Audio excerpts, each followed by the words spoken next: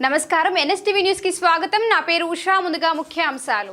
రోడ్లు అధ్వానంగా మారి ప్రయాణికులు ఇబ్బందులు పడుతున్నా అటు హామీలిచ్చి ఎన్నికల్లో గెలిచిన ప్రజాప్రతినిధులు స్పందించకపోవడం, స్వచ్ఛంద సంస్థలు పట్టించుకోకపోవడంతో యువకులు స్వచ్ఛందంగా ముందుకు వచ్చి రోడ్డుకు మరమ్మతులు చేపట్టారు.